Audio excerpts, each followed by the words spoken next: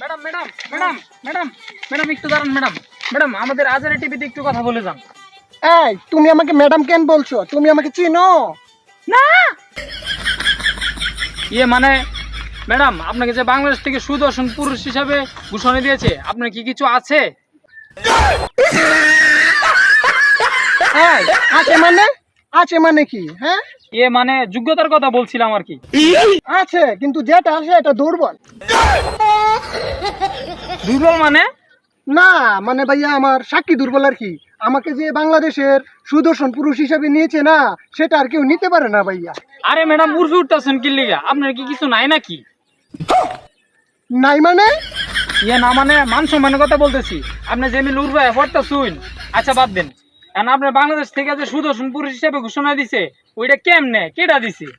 আচ্ছা ভাইয়া, আমার চেহারা যেমনই হোক না কেন, আমার দেশ আপনারা দেখতেছেন পুরা একদম। না ম্যাডাম, বলার ভাষায় আর আছি। আপনি যে পোশাকটা পরছুন, এলা রাস্তায় যদি ফাইলে না থাকার কইতাম না। আমি পুরুষ না মহিলা ভাই, এটা তো ম্যাটার করে না। আমার এই পোশাকগুলো দেখেছেন, আমার এই পোশাকগুলো তো বাহির থেকে আনা, বুঝছেন? তাই তো আমাকে সুদর্শন পুরুষ হিসাবে আখ্যায়িত করেছে বাংলাদেশ। তো আজকের মতো চলে যাবে, আমার তো একটা প্রোগ্রাম আছে, ওই প্রোগ্রামটা শেষ করে তারপরে আমি ইনশাল্লাহ অন্য সময় আপনার সাথে কথা বলবো না, ঠিক আছে ভাইয়া? তো দর্শক, আপনারা এই মুহূর্তে দেখলেন বাংলাদেশের সবচেয়ে সুদর্শন পুরুষ, ওনার সাথে আমরা কথা বললাম। তো আসলে ওনাকে দেখলে সব মেরে ক্রাশ খাবে। তো দর্শক, আজকের ভিডিও এ পর্যন্তই।